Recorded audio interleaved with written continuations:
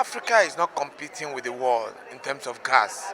What Africa is projecting is that we have it in abundance. We have gas in abundant resources. It was given to us by our God, and so therefore we want to develop it and want to use it to support industrialization in Africa and support the needs of other parts of the world. So therefore, Africa is well positioned in terms of geographical location to support Europe, Asia, and the rest part of the world in terms of delivery to the market. Now, what is required? We require the investment to bring this gas from this to the surface, and this is what we're coming here to discuss with the investors and everybody in the world to say, look, Africa is open for investment. Bring this investment. The resources is here. We need a collaboration. We also have the market. Don't also forget that we have over 1 point something billion population that require energy. 50% of that population does not have electricity, and you need gas to bring those electricity to the people. So therefore, it's not just monetizing this gas, taking it away. The market is here, the resource is here, and the investment is what we are asking the world to say. Turn your focus to Africa. The resources is here. The return on investment in Africa is the highest anywhere in the world. So therefore, this is the time. Africa is a beautiful bride for the world. Okay, so there's another case in point, which is that when you look at what it takes to get this gas out, so far in Nigeria, what we see is a huge production level where the gas is an associated gas, and we've not had, for instance, investment in the area of bringing the gas to surface.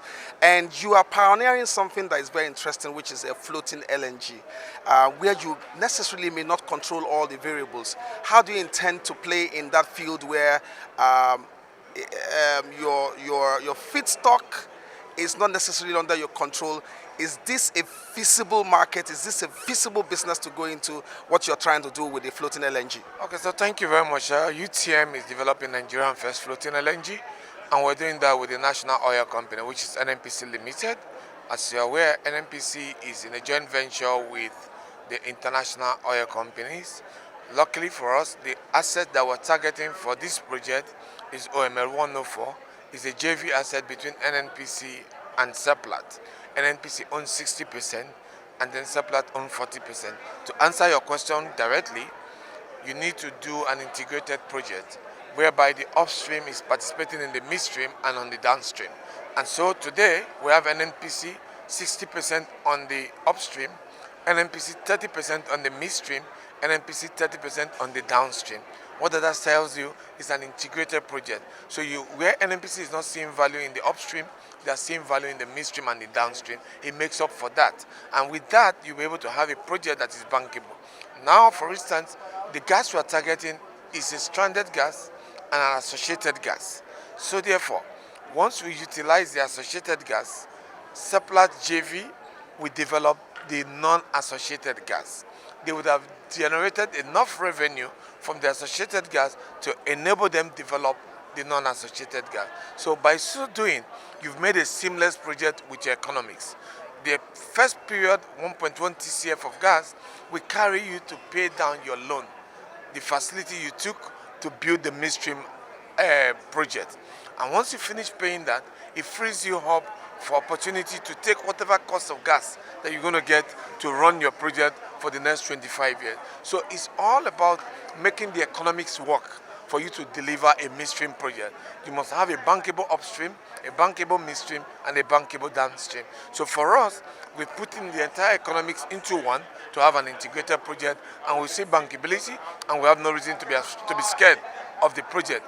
What is required is to have the gas, which we've done. We've negotiated with Seplat over 90%. In another couple of days, we should conclude and sign the gas agreement. With the current feedstock, we'll be able to go into the midstream and the downstream. So for us, there's no issue about delivery of this project. We have the full backing of the government of Nigeria. President Bola Ahmed Tinubu has given explicit instruction that Nigerian gas must be developed for transition. Thank you. So in terms of value, and finally, who are you targeting? Some people want to do this business, and because they don't want to encumbered with local markets, pricing, and all of that, what value does this bring to Nigeria, or you're going to export completely? No. We're not exporting it completely. No. So there is propane and butane. That's what you mix to have LPG. Now the LPG will go for domestic market, while the LNG will go for export. The idea is that Nigeria need to move to clean cooking, and the government has put a lot of initiatives together to move from deforestation and move into a clean cooking. By so doing, energy transition, Nigeria has designated gas as part of the means to achieve cleaner energy. So we don't have issues with that.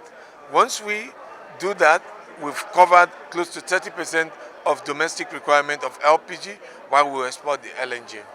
Finally, what's your words to the investing community that has come here to see what Africa is up to do? And in terms of what you do in terms of floating LNG, we also see that it's happening somewhere in Cameroon, but it's also living. Are you not bothered that it's not a place that might be a bit dicey in terms of business? No. First and foremost, for my words for the investors who have come in to the Africa Energy Week this year, 2025, I believe that they've been in various sessions. Right, we've been having various sections, we've been meeting with various investors, including bankers, financial institutions, who believe that Africa is where to put the investment. Europe is saturated, America is saturated. Where you have openings is Africa, and the projects are here. We have 1 point something billion, over 1.5 billion population. 50% of that population does not have access to electricity. So there's a huge market for investors to come in, and the return on investment is quite high. This is the only continent in the world that you have such a mass return on investment. So for that, it gives room for Africa as the latest bride to the world to look inward for investment. On the issue of floating LNG is a movable plant. Once you exhaust your gas in a location, you can move it. The one in Cameroon has run out of gas, and she's been moved to Argentina. So for us, that is the flexibility that comes with the floating LNG. In Nigeria is blessed with so much gas. If we finish where we have in one of the assets, we can move it to another asset that has enough gas, and then we'll have the plant up and running and delivery products to the world and to the country. Thank you very much, and I wish you well, sir. Thank you very much. I appreciate it.